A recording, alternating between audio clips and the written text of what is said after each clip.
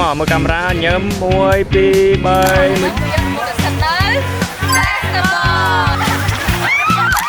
នេះគឺជាវីដេអូ trip ដើមឆ្នាំដែលខ្ញុំបានទៅលេងភ្នំពេញនិងកំពតរយៈពេល2 យប់ 3 ថ្ងៃហើយ trip មួយហ្នឹងគឺខ្ញុំបានទៅលេងកាលពីខែ2នៅក្នុងឆ្នាំ2026នឹងឯងដោយសារតែដើមឆ្នាំថ្មីនេះគឺជាពេលវេលាមួយដែលល្អមែនទែនដែលយើងដើរលេងបានងាយស្រួលហើយអាកាសធាតុក៏អំណោយផលល្អមានភ្លៀងអត់មានអីទេអ្នកនរគ្នាដោយសារតែជឿនចូលដល់ខែប្រាំងអីចឹងចង់ដឹងថានៅក្នុង trip មួយនេះខ្ញុំអាចទៅលេងកន្លែងណាបានខ្លះហើយមានសកម្មភាពអីខ្លះតោះទស្សនាវីដេអូពេញជាមួយខ្ញុំបងប្អូនគ្នា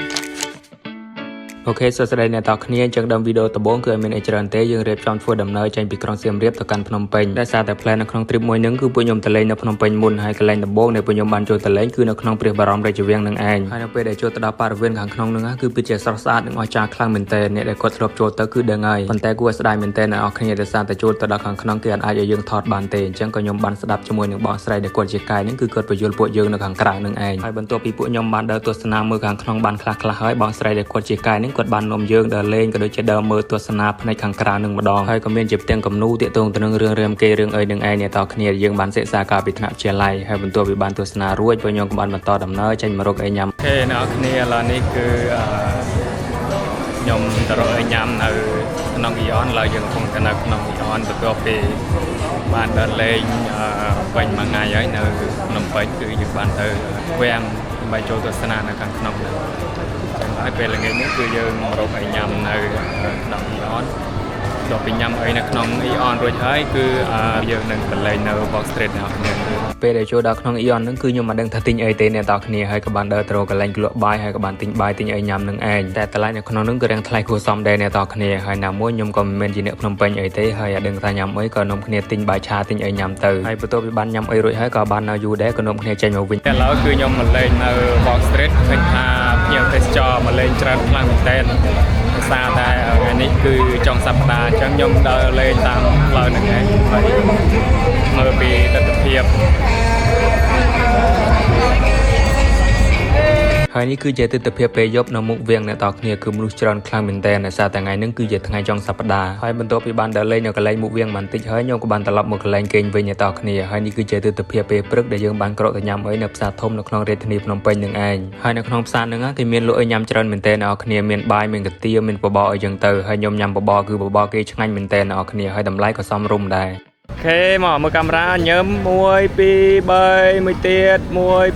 3អូខេអ្នកគ្នាឥឡូវយើងមកដល់កែបហើយយើងកំពុងតែទៅរកអីញ៉ាំនៅផ្សារក្តាមពេលថ្ងៃត្រង់ផ្សារយើងអត់ទាន់បានញ៉ាំអីពេលថ្ងៃយើងចាំទស្សនាពី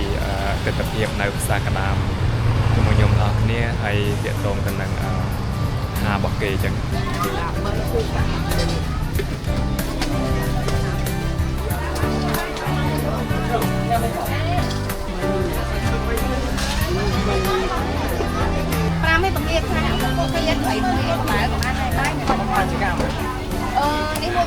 ដោយដែលអ្នកនរគ្នាបានឃើញអញ្ចឹងនៅក្នុងផ្សារក្តាមហ្នឹងគឺសម្បូរឲ្យញ៉ាំច្រើនមែនទែនមានតាំងពីបង្គាមានមឹកមានក្តាមមានអីចឹងទៅហើយពួកខ្ញុំក៏បានញ៉ាំអាហារថ្ងៃត្រង់នៅទីនោះគឺឆ្ងាញ់ខ្លាំងមែនទែនអ្នកនរគ្នាហើយនេះក៏ជាលើកទី1របស់ខ្ញុំផងដែរខ្ញុំបានចូលទៅញ៉ាំអីនៅផ្សារក្តាមនៅក្នុងខេត្តកែបហើយក៏ជាលើកដំបូងដែលខ្ញុំបានទៅខេត្តកំពតដូចគ្នាផងដែរដោយសារតែខេត្តកំពតនេះគឺខ្ញុំមានកម្រងថាចង់ទៅលេងយូរហើយអ្នកនរគ្នាប៉ុន្តែអត់ទាន់មានពេលទៅក៏ទើបតែមានឱកាសបានទៅនឹងឯងហើយខ្ញុំទៅនឹងគឺមានតែដើរលេងសតទេអ្នកនរគ្នាដោយសារតែខ្ញុំទៅនឹងគឺខ្ញុំទៅធ្វើការផងហើយដើរលេងផងអញ្ចឹងហើយគឺសប្បាយខ្លាំងមែនទែនហើយនៅកំពតនឹងដូចអ្នកនរគ្នាដឹងស្រាប់ហើយគឺគេល្បីសេះសមុទ្របាញ់ទឹកនឹងឯងហើយពួកខ្ញុំក៏បានទៅលេងនៅកន្លែងហ្នឹងគឺពិតជាស្អាតខ្លាំងមែនទែនអ្នកនរគ្នា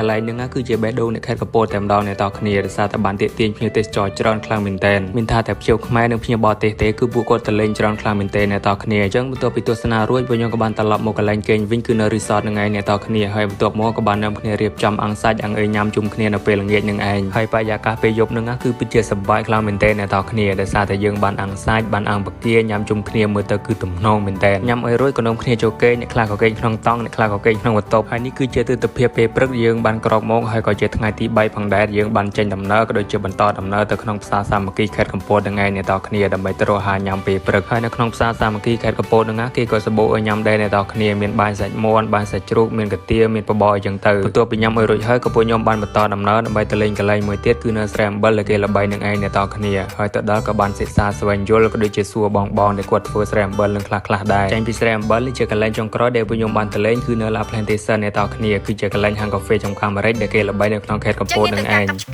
ហើយយើងយកដុំថ្មឬក៏ឈើចេញឲ្យស្អាតចំពោះដីវិញគឺគេអត់ឲ្យមានស្ថានភាពរាបស្មើទេចំណាយពេល4ខែទៅចេញជាផ្លែម្រេចតែអាចកំពុងផលបាន4ខែផ្លែម្រេចមើលទៅបានប៉ុណ្ណេះចាហើយអាហ្នឹងគេហៅម្រេចចៃប៉ុន្តែបើសិនជាចង់បានម្រេចចាស់ចាំបើខែហើយនៅកន្លែងហ្នឹងទាំងកាហ្វេទាំងម្រេចហើយផលិតផលរបស់គេផ្សេងទៀតគឺច្រើនខ្លាំងមែនទែនអ្នកនរគ្នាសុទ្ធតែមានស្តង់ដារល្អហើយក៏នាំចេញទៅប្រទេសក្រៅផងដែរមួយវិញទៀតខ្ញុំក៏បានសាកដែរអ្នកនរគ្នាទាំងកាហ្វេទាំងម្រេចហើយគេមានចន្ទីមានអីរសជាតិរបស់គេគឺឆ្ងាញ់ខ្លាំងមែនទែនបើនិយាយពីហាងកាហ្វេនៅខាងលើវិញ view របស់គេគឺ the best ហ្មងអ្នកនរគ្នាឡើងទៅគឺស្រស់ស្រាយល្អខ្លាំងមែនទែនយើងអាចអង្គុយផឹកកាហ្វេអង្គុយផឹកភេសជ្ជៈផ្សេងហើយមើលទេសភាពភ្នំទេសភាពព្រៃឈើក៏ដូចជាដើមម្រេចគឺល្អខ្លាំងមែនទែនឥឡូវនេះគឺខ្ញុំកំពុងតែនៅ La Plantation គឺនៅកាហ្វេចំការអាមេរិកនៅខេត្តកំពតហើយទេសភាពនៅខាងក្រោយខ្ញុំនឹងគឺស្អាតខ្លាំងមែនទែននេះគឺអញ្ចឹងមានទេសភាពភ្នំហើយនឹងចំការអាមេរិកហើយនេះគឺកន្លែងគេលក់កាហ្វេនៅខាងលើ view ពីលើទៅគឺស្អាតខ្លាំងមែនទែនអ្នកគ្នាអូខេអញ្ចឹងបន្ទាប់ពីខ្ញុំចេញពីនៅកាហ្វេនេះហើយគឺទៅសៀមរាបវិញអញ្ចឹងវីដេអូនេះមានប៉ុណ្្នឹងឯងអ្នកគ្នា